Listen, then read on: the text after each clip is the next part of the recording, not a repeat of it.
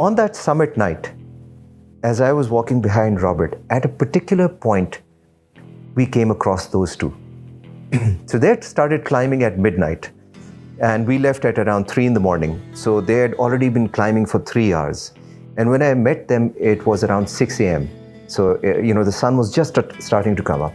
So it had been 6 hours that they had been climbing. So when we came upon these two, they had stopped. Their porters were standing by their side. The son was standing, and the father was actually face down in the snow.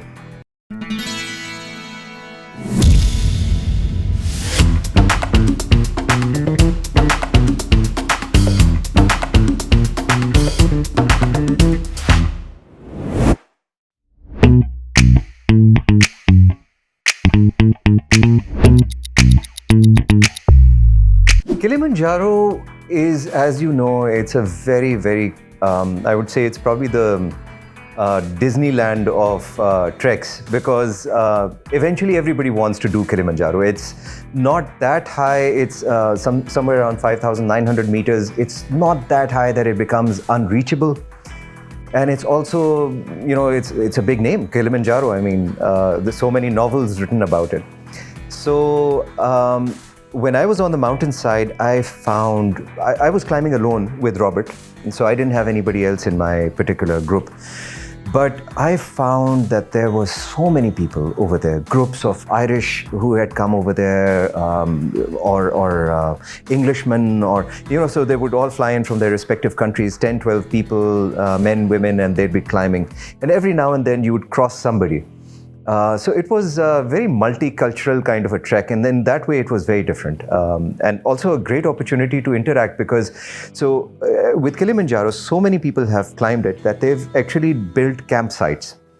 And these campsites, they have proper outhouses and separate areas that have been cleared out for establishing camp.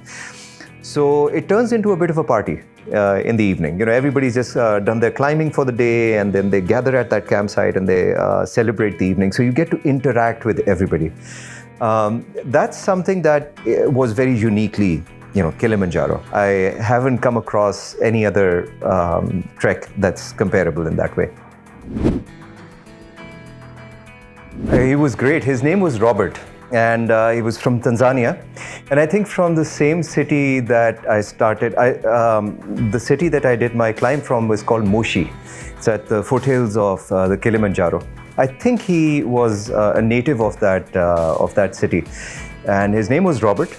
And I think at the time that I was going up with him, he said that this was probably the 300th time that he was going up to Kilimanjaro. So, and the guy was older than me. He was probably mid-40s or something. And he had an 8-pack. This I remember about him.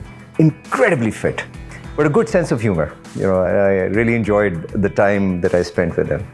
I had a great camaraderie. I mean, they gave me a tent to myself, so obviously I had my day-end privacy, and I would just knock out over there. But during the day, basically, it was just me and him walking together all the way up the mountain. And we used to crack jokes, talk about our respective cultures. He was very interested in finding out about Pakistan. I would ask about Tanzania. And we would have a great conversation. So I think the choice of the guide is really important when you go on a trek, because it's so much more than somebody who just knows how to guide you up a mountain. That person becomes, more or less sometimes your only companion on the mountainside, and it can last for days. So the relationship you build with your guide is a very important one. So he has to be a person that you can get along with. And I was lucky. I got Robert. Over here, there were so many options available. So there were people who could really do a rough climb and they'd be doing it on their own. But then there was the luxury end, the other end of the spectrum. And those were climbers who were there with their family. Like there was a little girl that they had brought along, like a 10, 11-year-old girl. And I don't think their objective was to get to the top. Their objective was, let's see how far we can go. And then, And I remember this. I was climbing behind my guide, Robert, and I see the porters pass us by, and these guys are super fit, because like I was carrying around 10 kgs and I was thinking I'm carrying a lot of weight, and these guys have something between 20 to 30 kgs on their back, and they were just racing up the hill. And so these guys pass us by, 3 or 4 of them singing, and the guy right at the back passes by and something catches my eye. It was a commode. He was carrying a full-size commode on his back up the hill. So I couldn't, I stopped him. I was like, why are you carrying a commode up the mountain? And he said, well, you know what? So some people come and they want to do a luxury climb, and they pay $150 extra for climbing, with this commode. So we take the commode to the campsite, we dig up a hole, then we put the commode over there, we put a tent around it, and that's, I think, the definition of luxury or a trek. It was very international in the way, because again, they've set themselves up for a very international clientele. So I had the regular, rice with, they would make something on the side with it, but mostly it was rice. Evening snack used to be popcorn, which I really look forward to. And morning was fried eggs with, or omelette with I think bread. I can't remember properly, but I think it was bread. The first few days, what they did was give me condensed milk, which was supposed to be, good for me. I discovered on that mountainside that I am lactose intolerant because after 2 or 3 days of that milk, what happened was not pleasant. And as you know, on a mountainside, there aren't many options, right? And the last thing you want is, to get ill, which I was, not in a pleasant way. And so I discovered that I'm lactose intolerant, and I told them that please stop serving me any kind of condensed milk or anything to do with milk for the remainder of the days. So when you're on a mountainside, I think at least for me, the way it works is that my appetite goes away. So I don't get very hungry. But on every single trek, there'll be one specific thing that you get addicted to on that trek. So it was popcorn for Kilimanjaro. But there are treks in the past I've done where you get addicted to a soft drink, or you get addicted to chocolate, or you get addicted to something or the other. And that becomes your comfort food for that particular trek. And it's the one thing that you hide deep down in your backpack so that nobody else sees. And so in this way, it was popcorn. But honestly, I think once you're on the trek, appetite seems to kind of die away.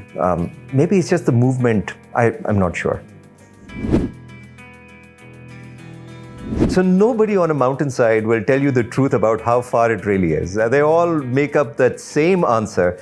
It ranges between 15 minutes to half an hour. It's like, another 15 minutes. And 2 hours later, you ask the question again and you get the same answer. And I got this on Kilimanjaro. I got the same thing over here in every trek that I've done.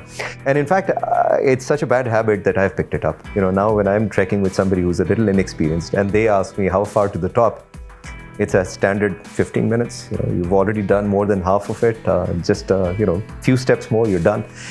But I've come to appreciate that actually. And there's another thing that I think, when you think about good guides, they never force you. And I think a good guide always lets you make the decision about whether you want to do this or not. So I think for a lot of people, I think the journey is, and it should be, the journey is more important than the destination. It doesn't matter if you get to the top of it or not, but you have to feel right at every point. And I think that good guides know that. They know that it's not about getting to the top. It's about getting to the top because you want to get there. So I found the similarity over here also. No guide will ever force you. He'll just stand there, he'll say, okay, you decide. And I think in that decision, they give you the summit. It's one thing physically to achieve a summit, but I think summits are all about the mind and not about the physical self. Your physical self can give away, break down, but it's really the mind that gets you there. And I think the summit, the real summit that you do is always in here.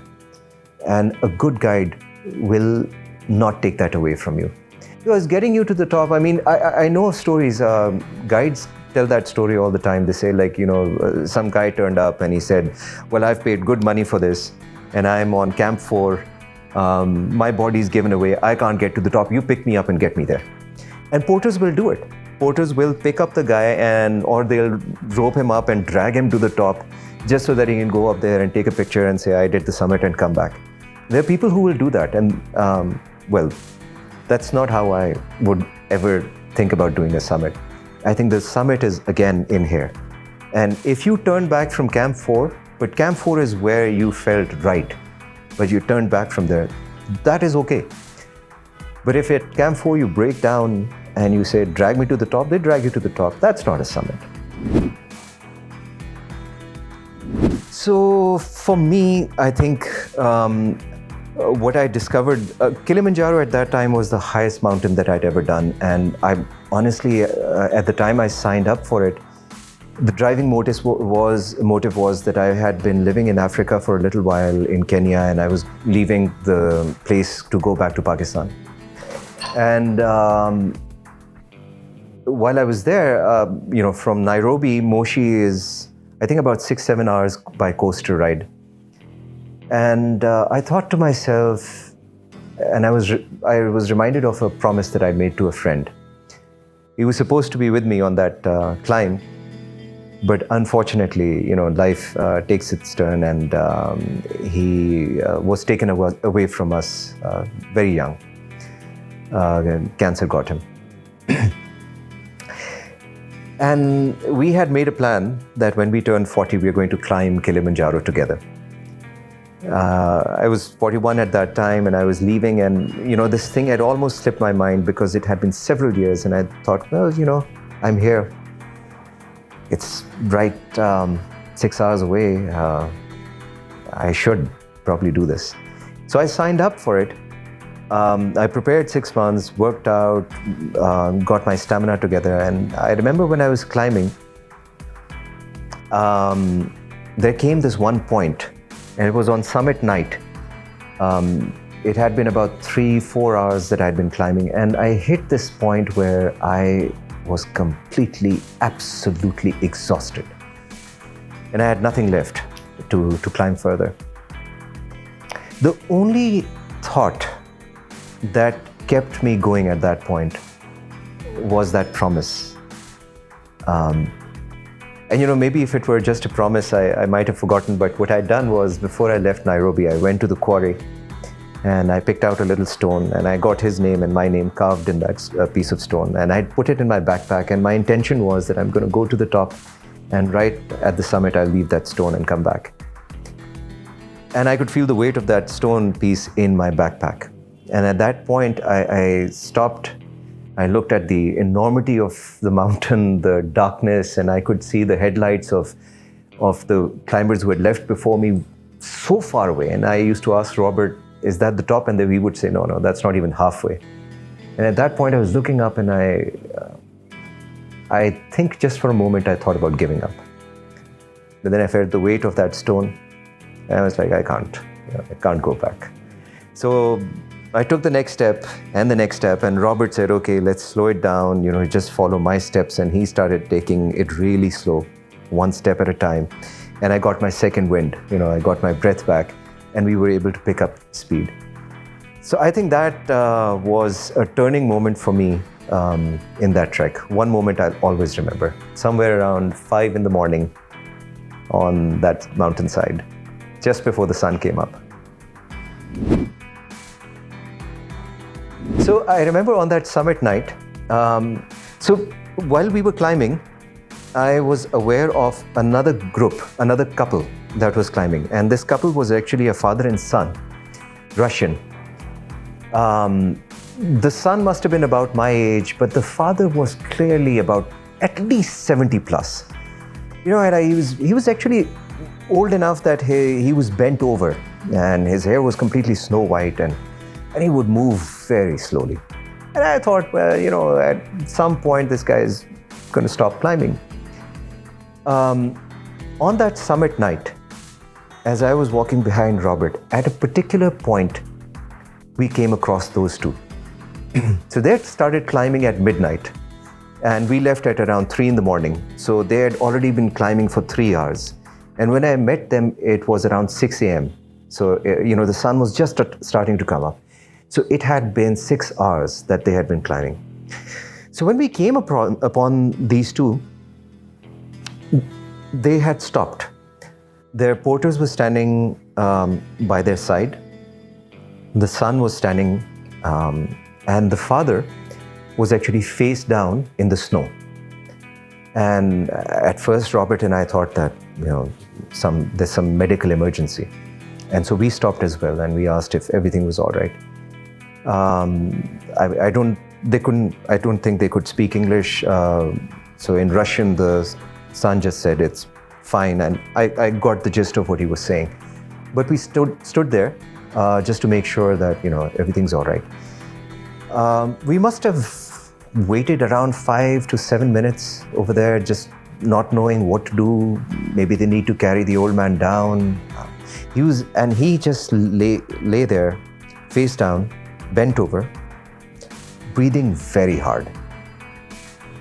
7 or 8 minutes passed like this in silence, and we're just looking at each other, wondering. And then he just straightens himself up and starts walking. Not a single word, just starts walking. And the sun starts following, and so we just kept walking, and they were slow, so we crossed them. I did the summit I reached around 9 a.m. And we were sitting there, and these guys arrived at the time that I was heading down. It was 10 a.m. So they did that summit, and that old man made it to the top. And he took 10 hours, but he did it. And he was at least 70. So that episode always stuck in my mind, because ever since then, if anybody's asked me, am I too old? I tell them this story. And look, it's not age, it's not your fitness, it's always your mind and how badly you want to really get to the top. That's what gets you there.